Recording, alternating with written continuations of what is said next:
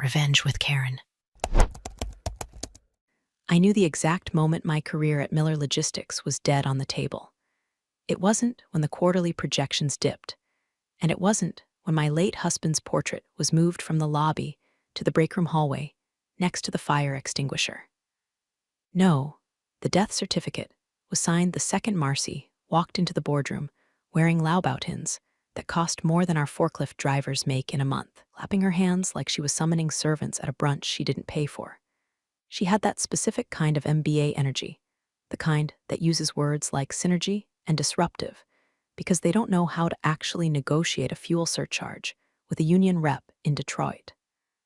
I sat at the far end of the mahogany table, nursing a coffee that tasted like battery acid and resignation. I've been running the contracts division for 15 years. Know where the bodies are buried because I'm the one who drafted the liability waivers for the shovels. If you're enjoying this train wreck of corporate hubris and want to see a girl boss get absolutely dismantled by fine print, go ahead and hit subscribe and drop a like. Anyway, back to the massacre. Marcy, my lovely daughter-in-law and newly appointed chief operating officer, didn't look at me. She looked through me. She was busy projecting a slide deck that was 90% stock photos of diverse people shaking hands and 10% actual data, which happened to be wrong. She was talking about pivoting to a tech-first logistics paradigm. We haul gravel and auto parts, Marcy. We don't need an app. We need drivers who don't fail drug tests. The legacy infrastructure, Marcy said, her eyes finally landing on me like a predator spotting a wounded gazelle, is holding us back. We have too many redundancies in the back office. Too much paperweight. The room went quiet. The other department heads, men my husband, Todd, had hired, men I had bailed out of compliance nightmares more times than I could count, stared at their notepads. Cowards. They knew legacy infrastructure was code for Dana. They knew paperweight meant the woman who actually read the contracts before signing them. I didn't flinch. I just took a slow sip of that terrible coffee. Interesting perspective, Marcy, I said, my voice level. Considering the legacy infrastructure just saved us $3 million in EPA fines last quarter, because I caught a clause in the disposal vendor's renewal agreement that would have made us liable for their negligence. But please, tell me more about the app. Marcy's smile didn't falter, but her eyes hardened. It was that terrifying, botox-frozen glare that suggests the person behind it has never heard the word no without immediately calling a manager or a lawyer. We appreciate the history, Dana, truly. But Todd is gone, and this company needs to evolve. We'll be scheduling one-on-ones to discuss future alignments. I think you and I need a special block of time. Alignment. That's corporate for get your box ready. I felt a cold knot in my stomach, not of fear, but of a deep, simmering rage. It wasn't just the disrespect, it was the erasure. I wasn't just Todd's widow. I was the one who stayed late when Todd was sick. I was the one who negotiated the merger with the private equity ghouls 3 years ago when cash flow was so tight we were paying vendors in promises. I was the one who kept the lights on, while Marcy was busy curating her Instagram feed to look like a working mom, despite having 2 nanas and a personal assistant for her dog. The meeting dragged on for another hour of buzzword bingo. Holistic approach, drill down, low-hanging fruit. I stopped listening and started observing. I watched the way the CFO, Dave, wouldn't make eye contact with me. I watched the way the HR director, spineless woman named Brenda, who I had personally mentored, was furiously typing on her phone under the table. They were all in on it. This wasn't a consultation, it was a coronation, and I was the old regime waiting for the guillotine. When the meeting adjourned, Marcy made a point of stopping by my chair. She smelled like expensive vanilla and unearned confidence. She placed a hand on my shoulder, gesture that was meant to look comforting, but felt like she was checking for pulse so she could call the coroner. I know this is hard, Dana, she whispered, loud enough for the lingering executives to hear. Change is scary at your age, but we have to think about the shareholders. We have to trim the fat, trim the fat. I stood up, smoothing the skirt of my navy suit. I am 45 years old. I run 5 miles a day, have a mind like a steel trap, and a tolerance for bullshit that was currently redlining. I agree, Marcy, I said, offering her a smile that didn't reach my eyes, a mirror image of her own plastic pleasantry. The shareholders deserve value. Efficiency is key. I look forward to our chat. I walked out of that conference room with my head high, the sound of her stilettos clicking behind me like a countdown clock. She thought she was hunting me. She thought I was just the grieving widow holding onto a ghost job. She didn't know that I wasn't just an employee. I was the architect of the very floor she was standing on, and she had no idea that I had installed a trapdoor. I went back to my office, the corner office that used to be Todd's, the one Marcy had already instructed maintenance to measure for structural updates, and I closed the door. I didn't cry. I didn't panic. I sat down at my desk, locked the bottom drawer, and pulled out a single red folder. Inside wasn't a resume. It wasn't a plea for mercy. It was a document I had drafted 3 years ago during the Evergreen acquisition panic, when the board was terrified of a hostile takeover and begged me to secure the loyalty of the executive team. They had signed everything I put in front of them without reading it, too busy hyperventilating about stock prices. I opened the folder to page 14. The paragraph was short, boring, really. Just legal text in 11-point Times New Roman. But to me, it looked like poetry. It looked like a loaded gun. Marcy wanted to trim the fat. She wanted to talk about alignment. Fine, we would talk. But first, I needed to let her dig the hole a little deeper. I needed her to feel safe. I needed her to think she had won. I turned to my computer and saw the first email from HR. Subject urgent. Policy updates and signature required. The game was on. The email from Brenda in HR was a masterpiece of passive-aggressive corporate violence. It was flagged high importance and contained a 40-page PDF attachment titled Employee Handbook and Compensation, Restructuring 2024. The body of the email was sickeningly sweet. Hi, Dana. Just doing some housekeeping to get everyone on the same page with Marcy's exciting new vision. Please sign and return by EOD. Thanks, I didn't sign it. I didn't even reply immediately. Instead, I hit print. The heavy-duty laser printer in the hallway hummed to life, churning out the pages. I stood there, watching the paper stack up, feeling the eyes of the junior analysts on me. The office atmosphere had shifted overnight. It's amazing how quickly a workplace turns into a high school cafeteria when the alpha queen decides someone is out. People I had hired, people whose baby showers I had organized, were suddenly fascinated by their spreadsheets when I walked by. They could smell the blood in the water. I took the warm stack of paper back to my desk, grabbed my red pen, the one I usually reserved for slashing vendor markups, and started reading. It was worse than I thought. It wasn't just housekeeping. It was a demotion disguised as a lateral move. Clause 4.2, renegotiation of title. Clause 8.1, revocation of seniority bonuses. And the kicker, Clause 15, A, at-will termination revision, which essentially stripped executive officers of specific grievance rights if their role was deemed redundant due to technological advancement. Marcy had written this. Or rather, she had paid some overpriced external consultant to write it, specifically to target me. It was a bear trap painted to look like a welcome mat. I circled the clauses, underlined the contradictions with state labor laws. I annotated the margins with case law citations. I spent 3 hours dissecting her vision until the document looked like it had been bleeding. Then I scanned it, saved it to my personal encrypted drive, and shredded the physical copy. I wasn't going to give them the satisfaction of a marked-up draft. I was going to give them silence. At 2:00 p.m., the intercom buzzed.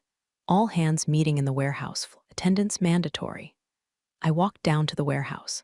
The air changed as soon as you crossed the threshold from the carpeted offices to the concrete floor. It smelled of diesel, dust, and cardboard. This was the heart of the company. These were the guys who actually moved the freight. They looked tired. They were leaning against pallets, arms crossed, wearing neon vests that were stained with grease. Marcy stood on a makeshift stage made of wooden pallets, holding a microphone like she was performing a stand-up special.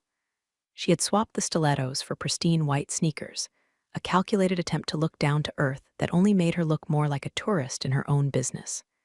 "Hey team," she shouted, her voice echoing badly in the cavernous space. "Who's pumped about Q3? Silence. A forklift beeped in the distance. I know, change is tough," she continued, undeterred by the total lack of enthusiasm. "We are streamlining. We are cutting the dead weight so you guys can move faster. We're introducing a new app that tracks your brakes to the second, ensuring maximum efficiency." A murmur of discontent rippled through the crowd. Tracking brakes to the second. That wasn't efficiency. That was prison rules. I saw Mike, the foreman who had been with us for 20 years, shake his head and spit on the floor. Mike used to come to Todd's backyard BBQs. He caught my eye. For a second, I saw pity. He knew. Then Marcy dropped the hammer. She gestured to a large screen set up behind her.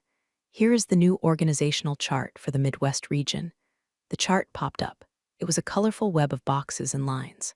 At the top, in a giant gold box, was Marcy COO. Below her, a clutter of new titles like VP of Synergy and Director of First Impressions. I scanned the chart for my name, Director of Contracts and Compliance. It wasn't there. I looked closer. At the very bottom, in a gray, detached box floating in the void, was a title, Legacy Consultant Interim. The breath left my lungs. She hadn't just fired me, she had publicly ghosted me. She had put my career in a gray box labeled Interim and projected it on a 20-foot screen in front of the entire company. I felt the heat rise up my neck, could feel the eyes of the warehouse crew shifting toward me. Some looked confused, others embarrassed. Marcy didn't look at me. She was too busy pointing at the gold box with her name in it. This structure, she chirped, allows for rapid decision-making without getting bogged down in historical bottlenecks. Historical bottleneck, that was me. I didn't storm the stage. I didn't scream. I did something that scared them more. I took out my phone, snapped a high-resolution photo of the screen, and then turned around and walked out. I went straight to the printer room on the executive floor. I needed to see if the digital erasure matched the physical reality. Sure enough, the new org charts were already being taped up. My name was gone from the phone directory list pinned to the wall. I walked back to my office and started packing. Not everything, just the personal things. The framed photo of Todd and me in Hawaii, the crystal paperweight the team gave me for my 10th anniversary, my ergonomic mouse. Brenda from HR appeared in my doorway, looking like a deer caught in headlights. She held a clipboard against her chest like a shield. "Dana," she squeaked, Did you get my email? I didn't look up from the box I was filling." "I did, Brenda. We really need that signed today. Marcy wants to finalize the payroll transition." Placed a ceramic mug into the box with deliberate care. "I'm sure she does. But I have some concerns about the legality of Clause 15. I'll need my lawyer to review it before I sign anything." Brenda paled. "Lawyer? Dana, we're family. We don't need lawyers." I finally looked at her. Marcy just put me in a gray box titled Interim in front of 200 people, Brenda. "The family reunion is over. It's just a restructuring," she stammered. "If you don't sign, Marcy might have to take other steps." "Let her," I said, my voice ice cold. "Tell Marcy to take all the steps she wants." Brenda fled. I watched her go, a frantic little messenger running back to the Queen. They thought I was packing to leave. They thought I was conceding defeat, but I was just clearing the decks for action. I wasn't moving out. I was digging in. I sat down at my computer. It was time to retrieve the weapon. The next morning, silence was deafening. My Outlook calendar, usually a colorful Tetris block of vendor negotiations and compliance reviews, was completely blank.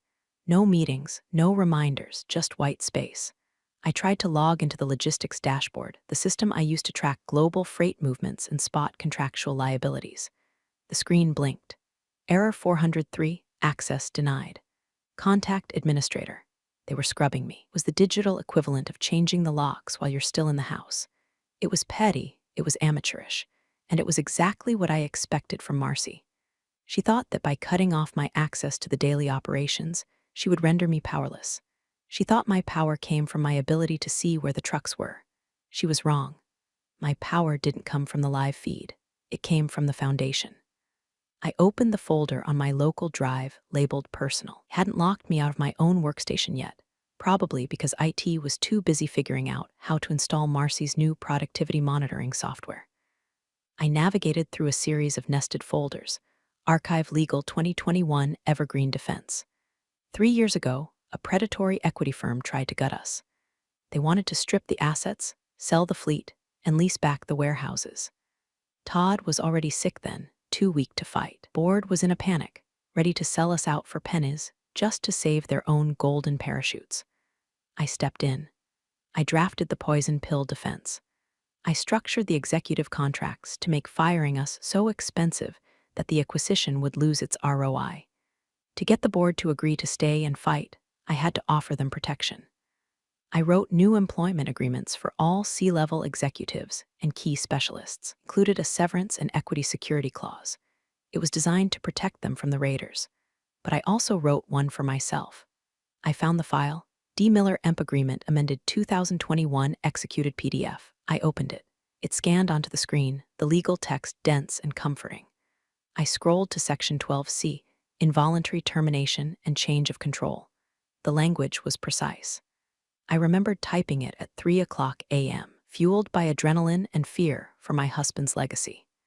In the event of involuntary termination, without documented cause, as defined in Section 9, following a significant restructuring or change in executive leadership, the employee shall be entitled to an immediate transfer of equity equivalent to 10% of the company's total valuation at the time of termination, to be vested immediately.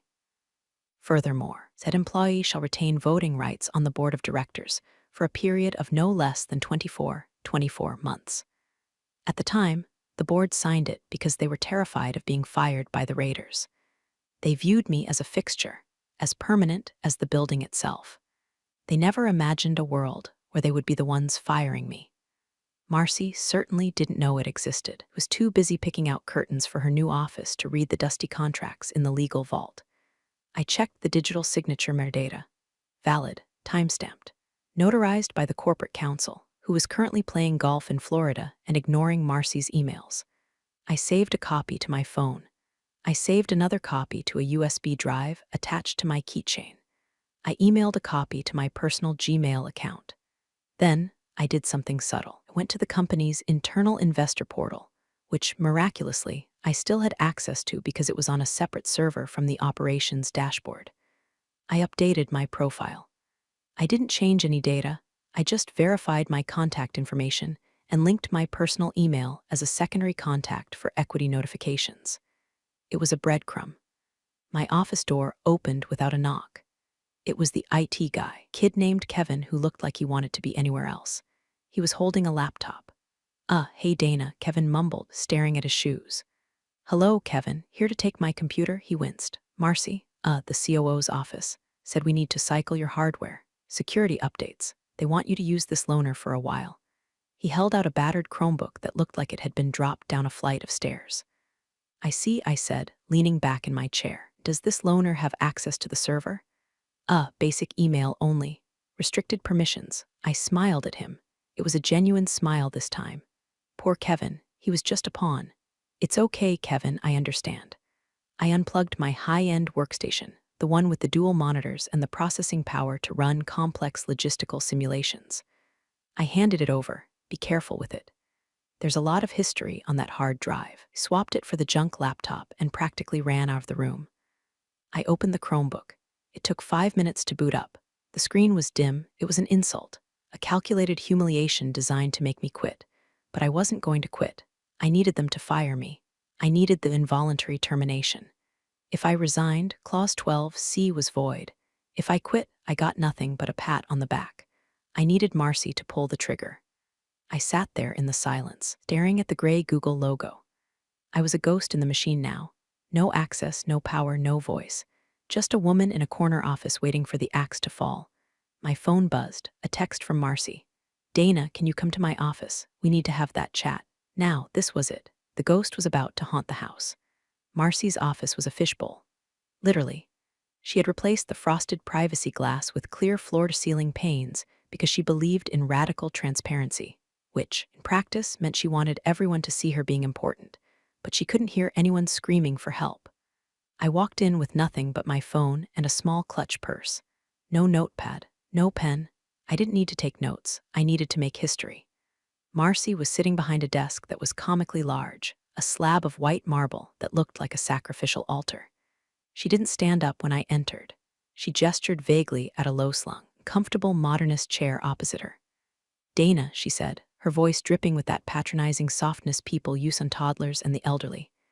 Thanks for coming up. Close the door, would you? I closed the glass door. It didn't block out the sound of the office, just muffled it. I could see the heads of the accounting department turning toward us. We were on display. How are you holding up? She asked, tilting her head. I know the org chart changes were abrupt. I'm fine, Marcy, I said, sitting down and crossing my legs. I'm just curious about the operational logic. Removing the contracts director in the middle of a vendor renegotiation cycle seems risky. She sighed, a long, theatrical exhalation. See, that's just it. You're thinking about the weeds. I'm thinking about the ecosystem.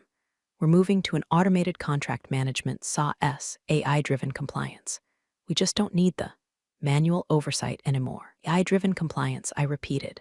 So, a chatbot is going to negotiate liability caps with the Teamsters. Marcy's smile tightened. We're restructuring, Dana. The board supports this. We need to be leaner, and frankly, she leaned forward, lowering her voice to a conspiratorial whisper. I think you're burned out. I think you've been carrying Todd's ghost for too long. It's time for you to go rest. Enjoy the life insurance. Go to Tuscany. Condescension was so thick I could taste it. She was firing me and trying to frame it as a spiritual retreat. So this is a termination, I stated flatly. We prefer transition, she corrected. But my employment is ending, involuntarily. Well, yes, but we've prepared a generous severance package. 2 weeks of pay for every year of service. It's very standard. I kept my face completely neutral. Inside, my heart was hammering against my ribs, not from fear, from the adrenaline of the trap snapping shut. I needed her to say the words. Marcy, I said softly, forcing a look of vulnerability. I just need to know one thing. Is this because of performance? Did I do something wrong? Is there cause for this? Marcy laughed. It was a light, dismissive sound. Oh, God, no, Dana, you're a workhorse. Everyone knows that. This isn't about cause. It's purely structural. We just want to go in a different direction. Want to keep it classy. No black marks on your record. Just a clean break. So the official documentation will state termination without cause, I pressed. Absolutely, she said, nodding vigorously. I've already instructed HR restructuring due to redundancy. No cause cited. You can collect unemployment, keep your dignity, the whole 9 yards. I appreciate that, I said. Could you put that in the separation letter? Just so I have peace of mind. It's already in there, she said, sliding a folder across the marble slab. I have it right here. Just sign the acknowledgement and we can process your check today. I opened the folder. There it was, notice of separation. Paragraph 1, employment is terminated effective immediately due to corporate restructuring. Paragraph 2, this termination is not for cause. I looked at the paper. It was the key to the kingdom. I won't sign the waiver of claims just yet, I said. Looking up, I need to take this home and review it, but I acknowledge receipt of the notice. Marcy rolled her eyes just a fraction. Dana, it's standard boilerplate. If you don't sign the waiver, we can't release the severance check. I understand, I said, but I acknowledge that I have been terminated. That's effective now, correct? Yes, effective immediately. You can hand over your badge to security on the way out. I stood up. I didn't take the pen. I took the folder. Thank you, Marcy, I said. You've been very clear. It's for the best, Dana, she called after me as I reached for the door handle. You'll see, you're going to be so much happier not worrying about this place. I looked back at her one last time. She was already checking her phone, dismissing me as a problem solved. She looked like a queen on a throne, unaware that the floor beneath her had just dissolved. I think you're right, I said. I think things are going to be very different now. Walked out of the glass box. The entire office was watching. I didn't look down. I walked straight to the elevator, pressed the button, and descended to the lobby. I handed my badge to the security guard, old Mr. Henderson. He looked sad. I'm sorry, Mrs. Miller, he said. It ain't right. Don't worry, Mr. Henderson, I said, patting his hand. Keep watching the news. It's about to get interesting. I walked out into the parking lot, sat in my car, and pulled out my phone. I didn't cry. I didn't scream. I opened my email app. It was time to drop the bomb. I sat in my Volvo in the far corner of the parking lot. The engine was off. The silence was absolute, a stark contrast to the noise in my head. I placed the notice of separation on the passenger seat next to my purse. I took a picture of the document, specifically the paragraph stating termination not for cause and Marcy's sprawling, arrogant signature at the bottom. Then opened my email client. I had already drafted the message 3 days ago. It was sitting in my drafts folder, waiting for this specific moment. To Corporate Secretary, Board of Directors all, General Counsel, CC, Marcy Miller, COO, Subject. Notice of Severance Clause Activation Equity Terms Section 12, C. Dana Miller. I attached the PDF of my 2021 employment agreement. I attached the photo of today's separation notice. I typed the final body of the email. Dear board members and council, as of 2:30 p.m. today, I have been involuntarily terminated from my position as Director of Contracts and Compliance without cause, as documented in the attached notice of separation, signed by COO Marcy Miller. Pursuant to Section 12, C of my employment agreement. Attached. Executed August 14, 2021. This termination immediately triggers the vesting and equity transfer clause. Please consider this formal notice that I am exercising my right to the immediate transfer of a 10% equity stake in Miller Logistics, based on the most recent valuation. Furthermore, per the agreement, I am immediately assuming my position as a voting shareholder on the board of directors. Please have the updated capitalization table and share certificates prepared within 48 hours as stipulated by the contract. Regards, Dana Miller, shareholder. My thumb hovered over the send button. For a second, I thought about Todd. I thought about how much he loved this company. He built it with sweat and handshakes. He would have hated seeing his family fight like this, but he also hated incompetence. He hated arrogance. He would have hated seeing his wife treated like trash by a woman who treated his legacy like a piggy bank. Sorry, Todd, I whispered. But she started it. I pressed send. The little whoosh sound of the email departing was the most satisfying sound I had ever heard. I started the car. I didn't look back at the gray concrete building. I didn't look up to the third floor where Marcy was undoubtedly popping a bottle of champagne or ordering new furniture. Drove to a small bakery about 5 miles away, a place I used to go when the stress of the job got too high. I ordered a chai latte and a lemon tart. I sat by the window and waited. It took exactly 14 minutes. My phone rang. It wasn't Marcy. It was George, the chairman of the board. George was 70 years old, a man who feared lawsuits more than death. Dana, his voice was shaky. Is this real? Hello, George, I said, taking a bite of my tart. It was delicious. Is what real? The email, the contract? We just got it. The lawyers are looking at it now. It's very real, George. You signed it yourself. Remember the Evergreen acquisition? We needed to secure the leadership team. You were very adamant that everyone be protected. I remember protecting the C-suite. I didn't realize. I didn't know you wrote one for yourself. I was the interim strategy lead at the time, George. It was C-suite, and I wrote the contracts. I wasn't going to leave myself out in the cold. I could hear papers shuffling on his end. I could hear shouting in the background. Does Marcy know? He whispered. She was CC'd. But knowing Marcy, she probably hasn't checked her email since she fired me. She's likely celebrating trimming the fat. Dana, 10%, that's a controlling block when combined with the family trust. That gives you significant leverage. Gives me a seat at the table, George. A permanent one. What do you want? He asked. Do you want a settlement? We can discuss a cash buyout. I don't want cash, George. I want to fix the company. Marcy is driving it off a cliff, and now, as a major shareholder, I have a fiduciary duty to stop her. There was a long silence. Marcy isn't going to like this. No, I said, sipping my chai. She isn't. But she should have read the paperwork. I hung up. I checked my email again. A notification from LinkedIn popped up. Marcy had posted an update. Excited to announce a bold new restructuring at Miller Logistics. Sometimes you have to say goodbye to the past to embrace the future. #leadership, #growth, #girl boss. I almost laughed. It was too perfect. I opened my own profile. I didn't post a status. I just updated my headline. From Director of Contracts and Compliance at Miller Logistics to voting shareholder and board member at Miller Logistics, I put the phone down. The sugar from the lemon tart was kicking in. I felt awake. I felt alive. I felt dangerous. The war was over. The occupation had begun. I didn't go home immediately. I went to the dry cleaners. I picked up my good Navy suit, the one I wore to closings, one that made me look like a jagged rock in a stream of soft water. I was going to need it tomorrow. By the time I got home, my phone was melting down. 17 missed calls, 3 from Brenda in HR panic, 5 from George bargaining, and 9 from Marcy. I didn't answer Marcy.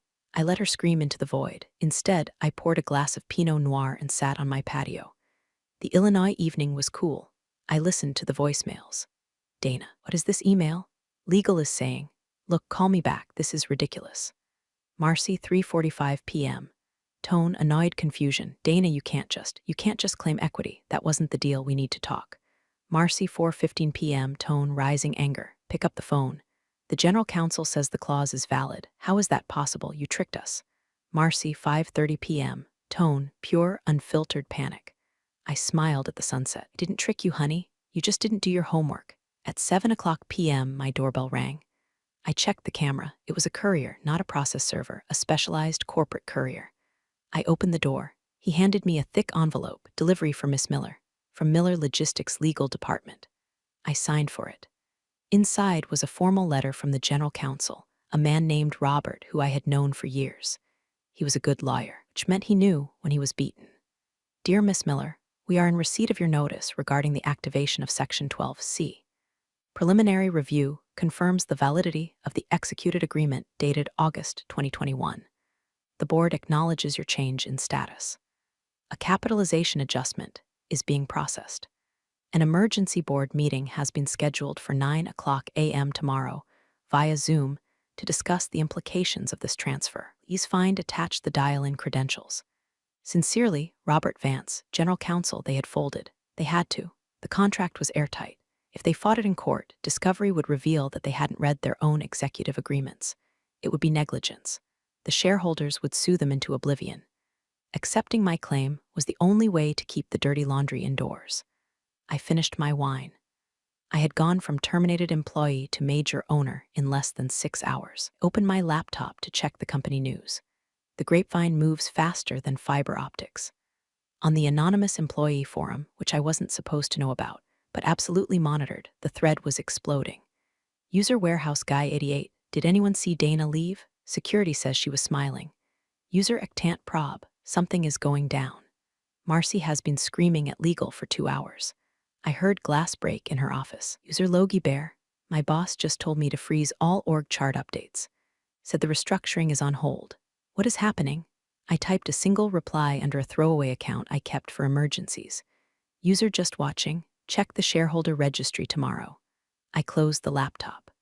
Marcy had spent 6 months trying to push me out because she thought I was old, irrelevant, and powerless. She thought power came from the title on your door. She didn't understand that in our world, power comes from the ink on the page. She had handed me the gun, aimed it at her own foot, and pulled the trigger. I went to bed early. I slept like a baby. I had a board meeting in the morning, and I wanted to look fresh. The Zoom waiting room is a modern purgatory. You stare at your own reflection, fixing your hair, adjusting your lighting, waiting to be admitted by a host who holds your digital fate in their hands. 8:59 a.m., I sat at my dining room table. I was wearing the navy suit. My hair was pulled back in a severe, elegant bun. Behind me, a curated bookshelf and a calm, neutral wall. No distractions. The screen flickered. Connecting, I entered the meeting. The grid populated. There were 7 squares. George, chairman, looking like he hadn't slept. Robert, general counsel, looking defeated. 3 other non-executive directors, looking terrified. Marcy was in her glass office. The lighting was harsh. Her hair was slightly frazzled, a loose strand hanging by her ear. Her eyes were red. She looked like someone who had been up all night trying to find a loophole that didn't exist.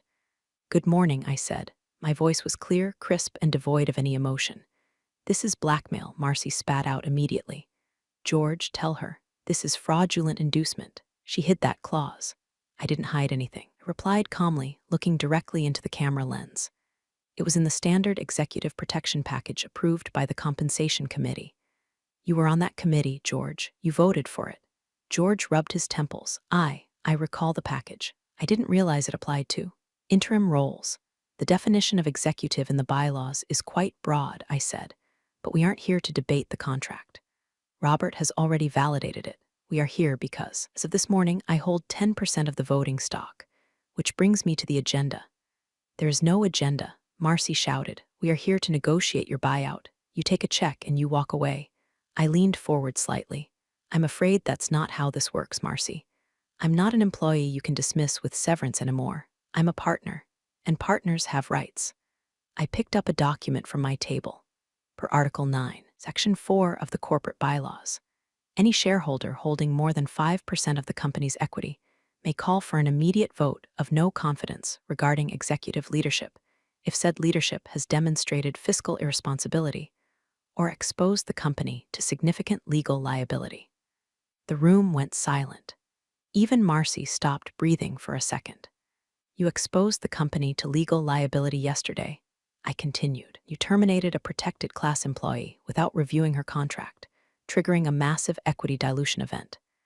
That is negligence, Marcy.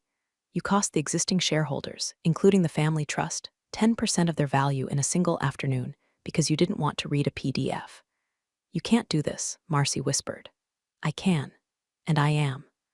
I am formally calling for a leadership review and a motion to remove the chief operating officer, pending an investigation into competence and breach of fiduciary duty. Seconded, said a voice. It was Robert, the general counsel. Marcy whipped her head around to look at her screen, betrayal written all over her face. Robert, you work for me. I work for the board, Marcy, Robert said, his face grim. And Dana is right. You triggered a poison pill because you were careless. We can't have that kind of risk at the helm. I am the family, Marcy shrieked. I am the future. Or liability, I said softly. George, call the vote. George looked at Marcy, then at me. He looked at the woman who was tanking the company with buzzwords, and the woman who had quietly kept it afloat for a decade. He looked at the woman who just outplayed the entire room without raising her voice. We have a motion and a second, George said, his voice heavy. All in favor of placing Marcy Miller on administrative leave pending review. I raised my hand. Robert raised his hand. The three other directors raised their hands. George hesitated, then slowly raised his hand. Marcy's mouth fell open. She looked around her glass office, realizing that the transparency she loved so much meant everyone outside could see her falling apart. Motion carries, George said. You're fired, Marcy. I didn't say it. I didn't have to. The silence said it for me. I'm disconnecting, Marcy stammered. She fumbled for the mouse. Video cut to black. I sat back in my chair. My heart was steady. Now, I said to the remaining stunned faces, let's talk about that logistics app. It's garbage, and we need to kill it before it ruins Q4. The days following the vote were a blur of vindication. Marcy wasn't just put on leave. She was effectively erased from the decision-making loop. The board, terrified of my next move and desperate to stabilize the stock, gave me carte blanche to stabilize operations. I didn't take my old office back. I didn't need it. I requested a conference room on the executive floor be converted into a strategic review hub. Walking back into the building was surreal. The security guard, Mr. Henderson, did a double take when he saw me. Mrs. Miller, I thought. I'm back, Mr. Henderson. Consultant basis, owner privileges. I winked at him. The elevator ride up was quiet. The doors opened, the atmosphere was different. The tension was gone, replaced by a confused curiosity. They knew Marcy was out. They knew I was back. They just didn't understand the physics of how it happened. I spent the first week undoing the damage. First, I killed the brake tracking app. I sent an email to the warehouse floor. Effective immediately, the mandatory time tracking pilot is canceled. We trust you to do your jobs. Just get the trucks loaded. I heard later that the foreman, Mike, actually printed the email and taped it to the break room fridge. Next, I met with the external consultants Marcy had hired. They were slick, young guys in tight suits who spoke entirely in jargon. So, Dana, one of them said, we're worried about the velocity of the synergy if we pause the rollout.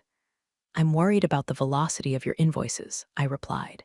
Your contract has a 30-day termination clause. I'm exercising it. Have until Friday to hand over your deliverables and clear out. You can't just, I own 10% of the company, and I have the proxy votes of the board, I said, leaning back. I can do whatever I want. Goodbye. It wasn't revenge. It was cleanup. It was scrubbing the graffiti off a historic building. Marcy, meanwhile, was fighting for her life in the background.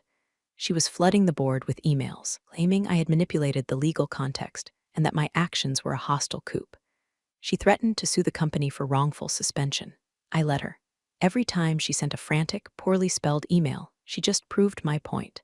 She wasn't a leader, she was a panicked amateur. The final nail in the coffin came during the formal review of her expenses. Robert, the general counsel, brought the file to my temporary office. Dana, he said, looking uncomfortable. You should see this. I opened the ledger. Marcy had been charging consulting fees to a shell company registered to her brother. She had been expensing client dinners that were clearly personal vacations. It wasn't a huge amount of money in the grand scheme of things, maybe $50,000, but it was fraud. Well, I said, closing the file, that's cause. Robert nodded, that's cause. Draft the termination letter, I said, for real this time. No severance. No equity. Just a lawsuit if she doesn't go quietly. She's family, Dana, Robert said softly. Are you sure? I looked out the window at the truck yard. I saw the fleet moving.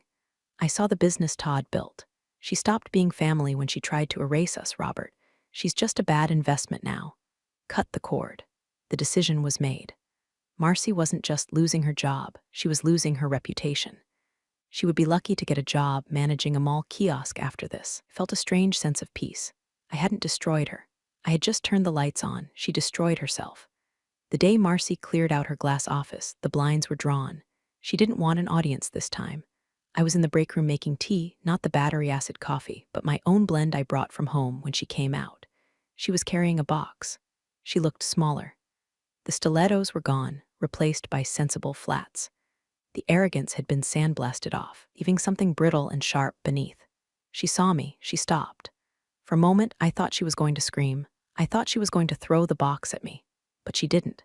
She just stared, her eyes full of hate and confusion. "You planned this," she hissed. "You had that contract ready for years. You were just waiting for me to slip up." I took a sip of my tea. It was warm, soothing.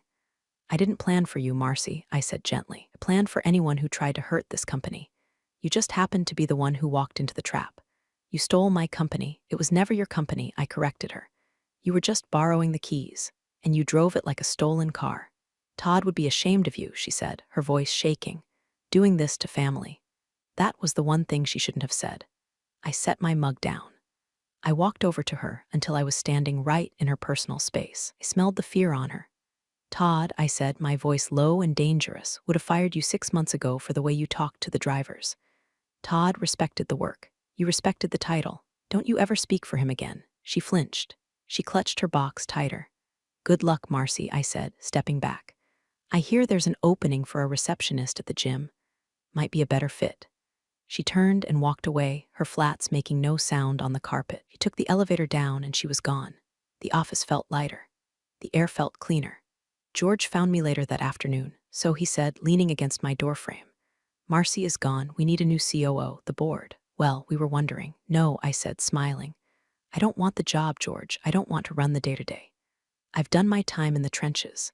"Then what do you want?" "I want to stay on the board," I said. "I want to chair the ethics committee. I want to approve the next COO. Someone who knows the difference between a pallet and a skid." "Done," George said. "You kept your equity? Every share? Good. We need you, Dana." "I know," I said. That evening, I went to the cemetery. I sat by Todd's grave. It was a beautiful evening, the sky turning purple and gold. "Well," I said to the stone, "I fixed it. The app is gone. The drivers are happy.